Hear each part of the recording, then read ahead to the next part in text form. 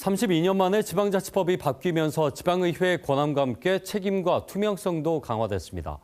의원 겸직 정보를 공개하고 외부 인사로 위원회를 구성해 징계 등을 심사하게 했는데요. 법 시행 1년이 지났지만 의무를 지키지 않는 의회가 여전히 많습니다. 지방자치법 개정 취지를 되짚어보는 KBS 연속보도 황형규 기자입니다. 지난해 6월 지방선거로 뽑힌 부산시 의회 의원은 47명, 이 가운데 35명이 의정활동과 다른 일을 같이 한다고 신고했습니다. 겸직 의원 중 영리 목적으로 일하며 보수를 받는 의원은 24명, 특히 의원 8명은 연간 보수액이 각각 1억 원이 넘습니다. 이런 겸직 정보는 부산시 의회 홈페이지에서 시민 누구나 찾아볼 수 있습니다. 지방자치법 개정에 따라 지방의회 의장은 의원들의 겸직 신고 내용을 해마다 한 번 이상 공개해야 합니다. 부산의 기초의회도 겸직 공개 의무를 지키고 있는지 살펴봤습니다. 16개 구군의회 가운데 남구와 연제구, 동래구 등 3곳은 지난해 현역 의원들의 겸직 현황을 공개하지 않았습니다.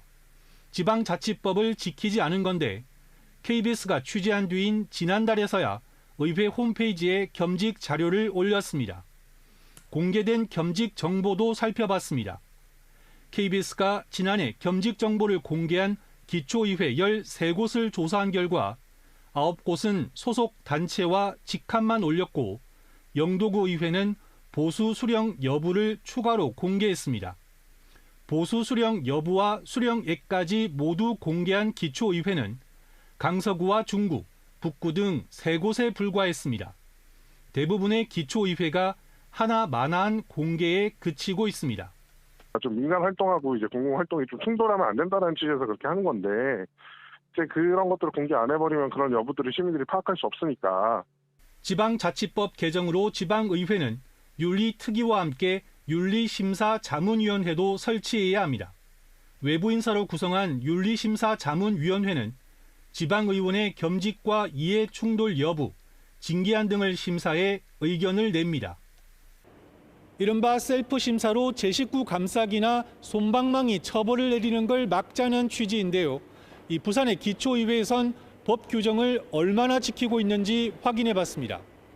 9대 기초의회가 출범한 지난해 기준으로 윤리심사 자문위원회를 설치한 곳은 연제구와 북구, 사하구, 동래구, 기장군 의회 등 5곳으로 기초의회 절반에도 못 미칩니다.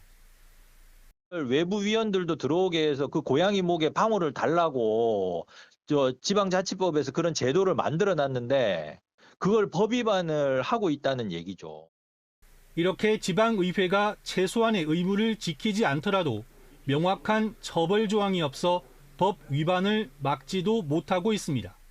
KBS 뉴스 황현규입니다.